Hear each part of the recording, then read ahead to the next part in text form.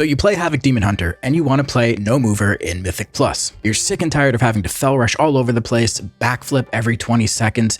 You're practically dancing like a monkey, and you're getting left in the dust on the damage meters by little Jimmy, who just switched over to Enhancement Shaman last week.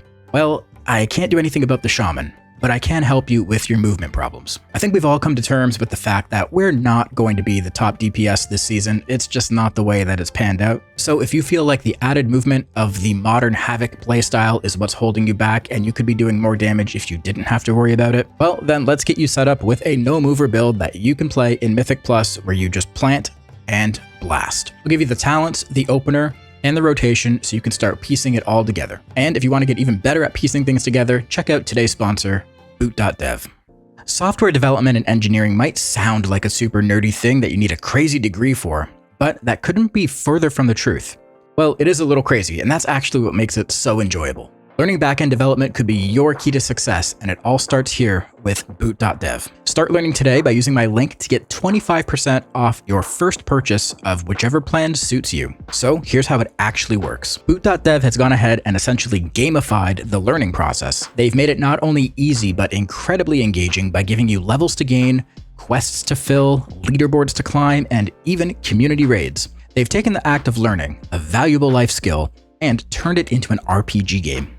Amazing. The best part about this is that it's using our language, the language we use as gamers, to help you understand, process, and then apply the skill of coding. Trying to learn this stuff from college or university can be grueling because it's often served to you on a sterile, cold, business-oriented platter. But not this. This was put together for gamers by gamers who are actually in the industry. You'll learn backend web development from start to finish in the Python and Go programming languages. You can go as slow or as fast as you want because this is an RPG game and you're in control. And hey, if you ever get stuck, Boot.dev has an AI bear wizard who has been trained on all the lessons and can walk you through your problems using the Socratic method. Meaning, this guy won't just hand you the answers, he'll ask you leading questions so you end up solving it yourself without feeling like you cheated. Boot.dev wants every student to feel like they spent their money on something worthwhile. So if for any reason you feel like the program isn't helping you, there's a 30-day, no questions asked return policy. So again, go to boot.dev/Jedith. You'll get 25% off your first order so you can start learning and building right away. Okay, so the first thing we'll look at is the talents. The import code for this will be in the description of this video, so you can scroll down, copy the import code, and come into the game and paste it into here to get this build. There are some tweaks you can make based on personal preference. If you don't want to play Glaive Tempest, you can untalent that. You can put the point into Blind Fury to get 2 out of 2 in Blind Fury, or you can keep Glaive Tempest, take that point back, put it into Glaive Tempest, and you could remove Inner Demon and put that point into Blind Fury, or you could keep Inner Demon and take a point out of Dancing with Fate, put that into Blind Fury. It's totally up to you. You can even play 1 point in Blind Fury and keep 2 in Dancing with Fate. It's up to you. It's going to come down to personal preference if you want that extra button to press with Glaive Tempest. A lot of people don't like playing with it, so it's totally up to you. It all does similar damage, just in different ways. Some combinations are going to be more AoE damage, some are going to be more single target, but if you just want to copy and paste the build, you can do that and you will be totally fine. Now, of course, with the hero talent tree, we're sticking with Felsguard because it's the most straightforward, easy to understand, and easy to play.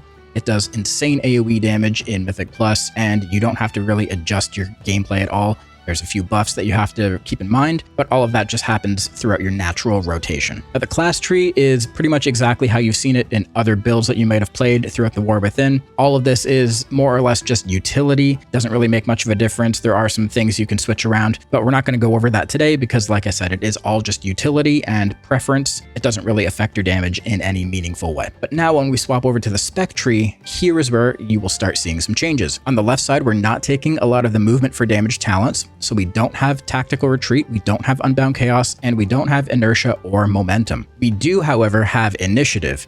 And this is because even if you don't want to press Vengeful Retreat every 20 seconds to get this buff, it's still so worth it in Mythic Plus because you also get that buff anytime you hit a new target before they hit you. So whenever there's new mobs introduced into the fight, or you're pulling a new pack, you're automatically getting this buff.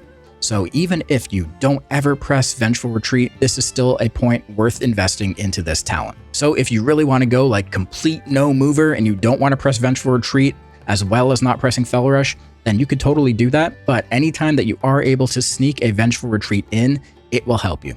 And in this build, we are taking a fire inside because we are still taking a lot of the accompanying Immolation Aura talents. We still have Growing Inferno, we still have Burning Wound, and we have Rage Fire. The difference with this build is that Immolation Aura isn't tied to Inertia anymore or Unbound Chaos. So now we have some extra freedom to spend those extra Immolation Aura charges however we see fit. Essentially meaning you can just spam them. And we are still taking Essence Break because honestly, it's just way too good. It's very powerful. In this build, it's actually much easier to use because you're not trying to pair it with some of the other upkeep buffs that you had to in previous builds.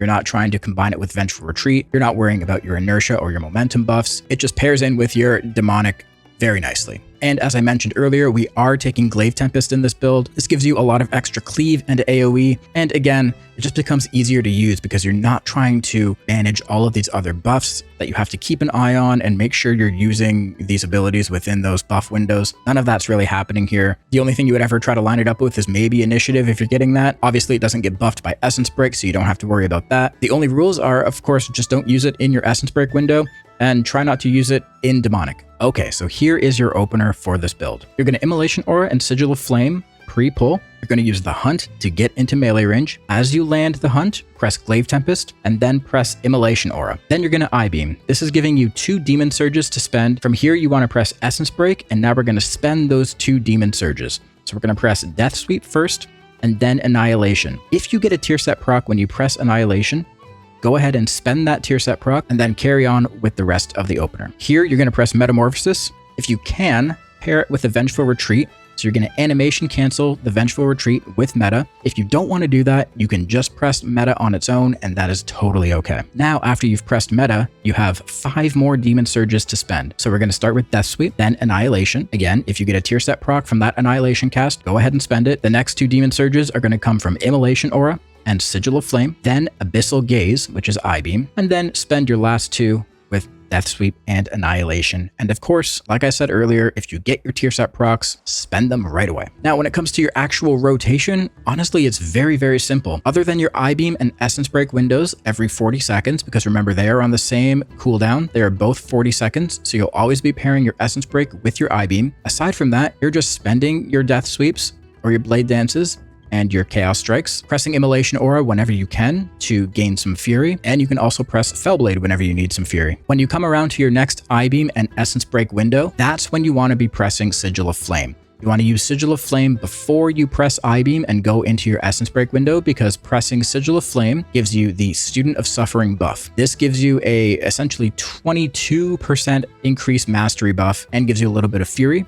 for 8 seconds. So you want to get that mastery buff, and then that will amplify the damage of your I-Beam and your following abilities. I feel like I do have to mention this build is definitely not going to be the most optimized damage that you can do in Mythic Plus. This is not going to give you the top output that is possible for the class. This is more so if you are just fed up with playing movement for damage. This is an alternative that you can do decently well with, but if you're not playing it properly, if you're not actually pressing your buttons as much as you should be, you will do pathetic damage. So just make sure you're pressing your buttons as fast as you can. Send those Immolation Auras to get beefy Rage Fires. Make sure you're spamming your Death Sweeps as soon as you get them through the tier set procs, and press Chaos Strike as much as you can. You can also use Throw Glaive to spread your Burning Wound, which will also increase your Rage Fire damage. I would recommend just pressing Throw Glaive as you run into a pack. Maybe you can refresh it once or twice throughout the entire fight of fighting that pack, but definitely don't press it on cooldown. Only use it to apply Burning Wound as you're running into the pack. So there you go, guys. I hope you found this information useful. If you like this video, make sure you give it a like, subscribe to the YouTube channel for more guides just like this, and I will catch you in the next video. Thank you so much for watching. Peace.